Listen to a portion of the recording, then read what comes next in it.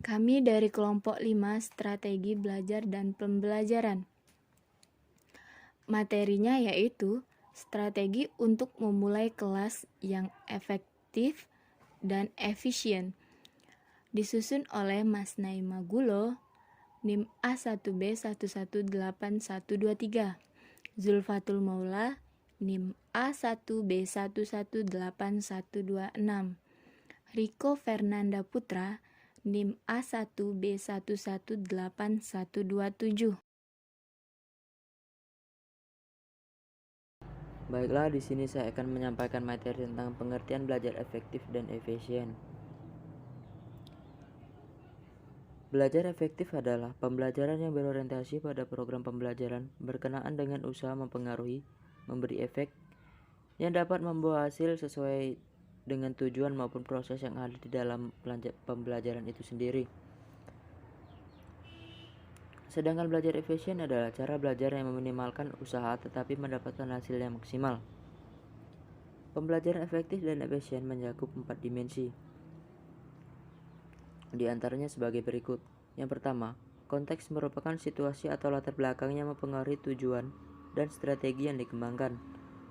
Misalnya berupa kebijakan departemen, sarana yang ingin dicapai oleh unit kerja, dan sebagainya.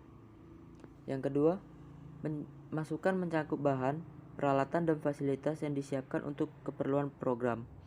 Misalnya dokumen, kurikulum, staf pengajaran, media pembelajaran, dan sebagainya. Yang ketiga, proses merupakan pelaksanaan yang nyata dari program pendidikan di kelas atau di lapangan. Yang keempat, hasil merupakan keseluruhan yang dicapai oleh program. Tujuan utamanya adalah untuk meningkatkan kompetensi siswa. Mungkin itu yang materi yang dapat saya sampaikan. Saya kembalikan kepada moderator. Terima kasih. Baiklah, saya akan melanjutkan materi yaitu persiapan belajar. Ada 11 langkah yang dapat dipersiapkan sebelum kita belajar. Yang pertama, murnikan niat, jadikan menuntut ilmu sebagai ibadah. Yang kedua, selalu ingat bahwa anugerah berasal dari Allah dan sebab-sebabnya berasal dari manusia.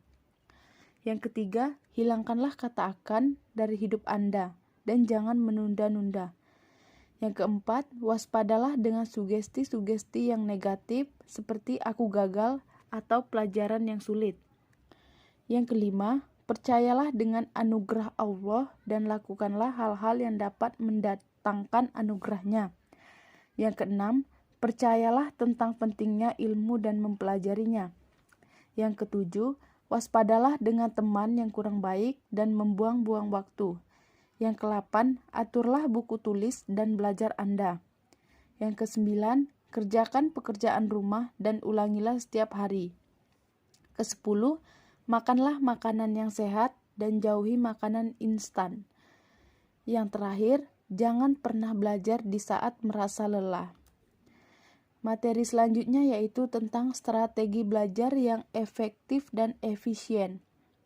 Perlu trik-trik khusus agar belajar menjadi lebih efektif dan efisien. Berikut ini ada beberapa trik yang bisa dicoba.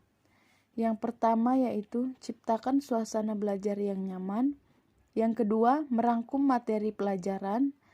Yang ketiga, belajar bersama. Yang keempat, metode mempersingkat atau memodifikasi menyerupai nama sesuatu. Yang kelima, belajar dengan praktik. Yang keenam, belajar rutin tapi jangan lama. Yang ketujuh, belajar dengan memahami bukan menghafal. Yang ke-8, keteraturan dalam belajar. Yang ke-9, disiplin belajar. Yang 10, konsentrasi. Belajar.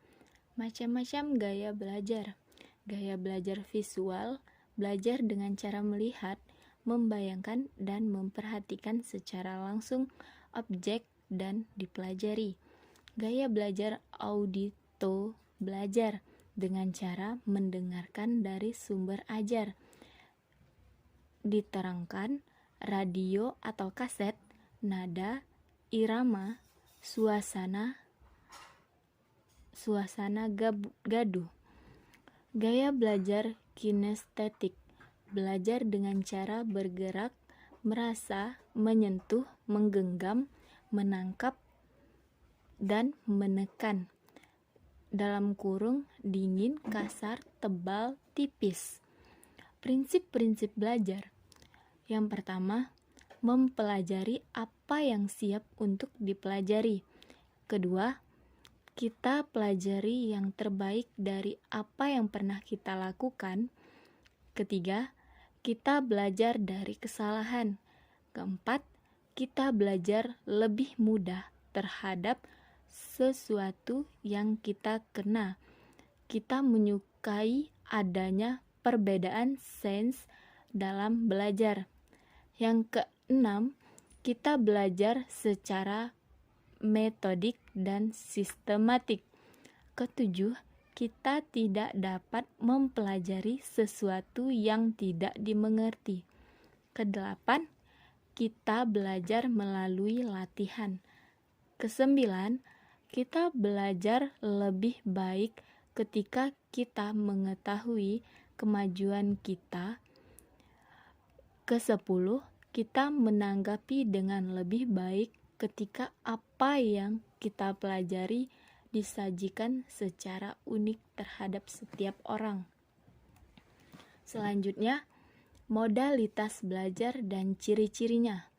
Modalitas adalah bagaimana cara termudah kita dalam mendapatkan atau menyerap suatu informasi. Informasi itu bisa diserap 3 cara, yaitu cara visual, yaitu dengan cara melihat, cara auditorial, yaitu dengan cara mendengar, cara kinestetik, yaitu dengan cara bergerak, bekerja, ataupun menyentuh. Yang pertama, ciri-ciri orang dengan modalitas visual: rapi dan teratur, berbicara dengan cepat, perencanaan dan pengatur jangka panjang yang baik, teliti terhadap detail, mementingkan penampilan. Yang kedua, ciri-ciri orang dengan modalitas auditorial. Yang pertama, berbicara kepada diri sendiri pada saat bekerja, mudah terganggu oleh keributan, menggerakkan bibir mereka, dan mengucapkan tulisan di buku ketika membaca. Senang membaca dengan keras dan mendengarkan, dapat mengulangi kembali dan menirukan nada, birama, dan warna suara. Yang ketiga, ciri-ciri orang dengan modalitas kinestetik: berbicara dengan perlahan, menanggapi perhatian fisik, menyentuh orang untuk mendapatkan perhatian mereka, berdiri dekat ketika berbicara dengan orang, selalu berorientasi pada fisik yang banyak bergerak. Itulah materi dari kelompok kami. Jika ada kesalahan, kami mohon maaf. Kami ucapkan terima kasih.